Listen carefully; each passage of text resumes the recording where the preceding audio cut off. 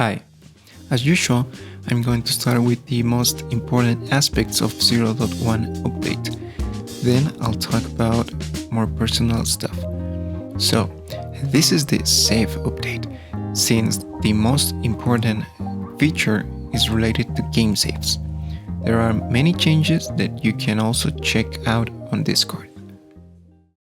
Game saves. So we want everything to be saved. There's a new menu where you can create or delete worlds. Then you can load your world and build on it. Everything is going to be stored. No matter how small is the voxel, it will be saved. Now, the data that is saved is not the world generation. The game is only saving what player edits. So what we are seeing right here is a simple example of how you can create different worlds and switch between them without having to wait, because this is instant. There's also algorithms that take care of incompatibility between voxels. Some key data is also saved, and this data is very useful to do new things that the engine was capable of doing but was disabled because no saves were allowed. I like to call this data as surface data, and it allows for light updates and also to detect ambience like rain, as you can see right here. I rather call surface light or surface distance instead of vertical light, because if we work with a planet, we're not pointing vertical, we're pointing at the center. Now, you can see this type of occlusion on Minecraft, so it's pretty similar, and that's why it allows for rain and light occlusion. Building block by block is slow. That's why I added a custom grid voxel brush. If you press Ctrl with default voxel grid brush, you can select multiple voxels at once. This is really cool because building process is now faster.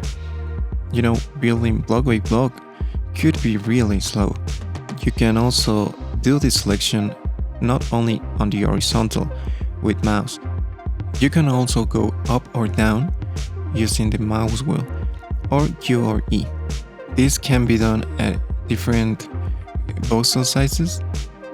And here this is a simple example in this improvised bridge I made.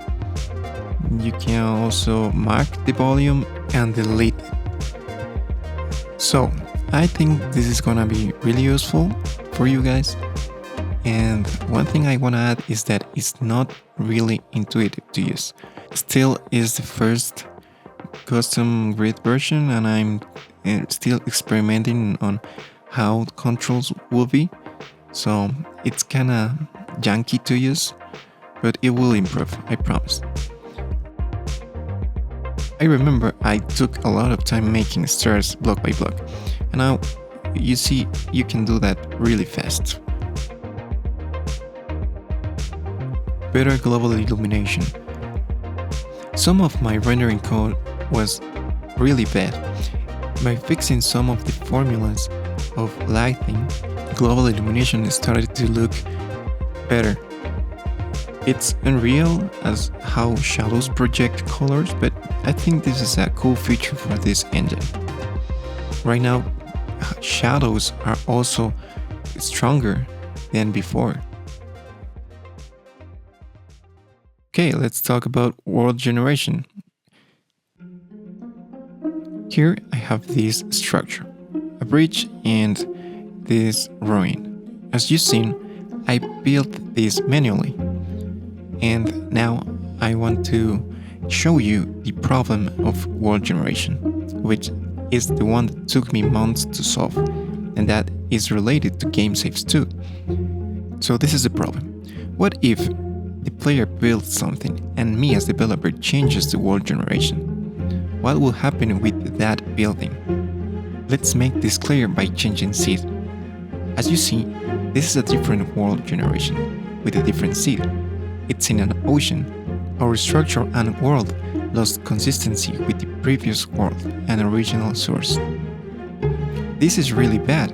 Nobody would like to build something truly complex for that to be obliterated by world generation, you know?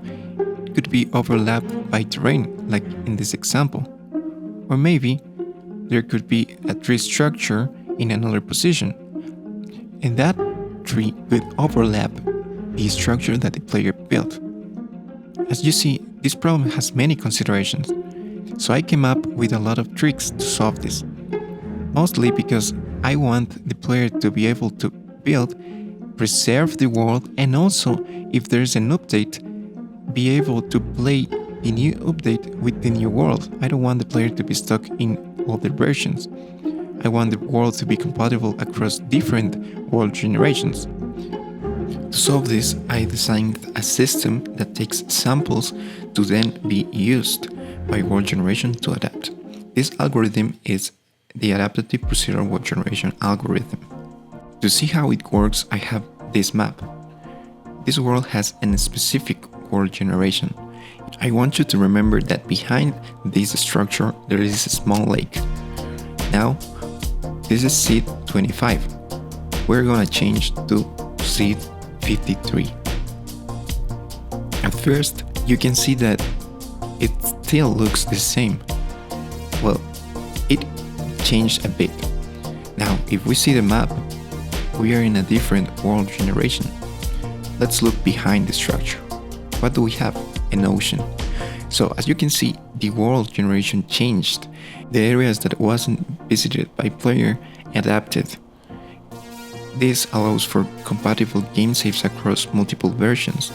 No matter if I change the world generation drastically, the algorithm is going to adapt and preserve the logic, the older world with the new world.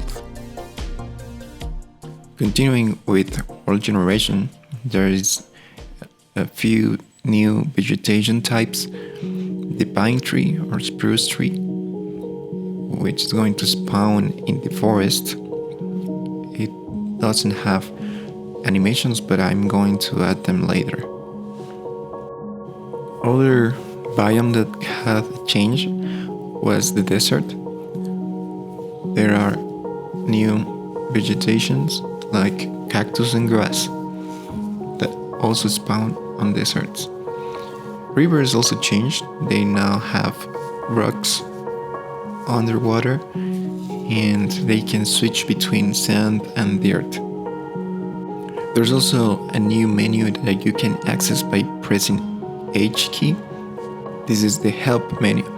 It has all the game controls, so you don't have to check the readme text to know how to play, how to move around. For this update, I changed the Skybox a bit. I added colors for sunset. Also, there's a date system, and every hour it's like 1 day cycle. At night there are stars and also the moon appears. The light it's now fixed at night, so like direction is going to follow the moon. Now, because of the date system, there are some days that by random numbers are defined to be rainy days. Okay, before I end this video, I want to explain why it took so much to release this update.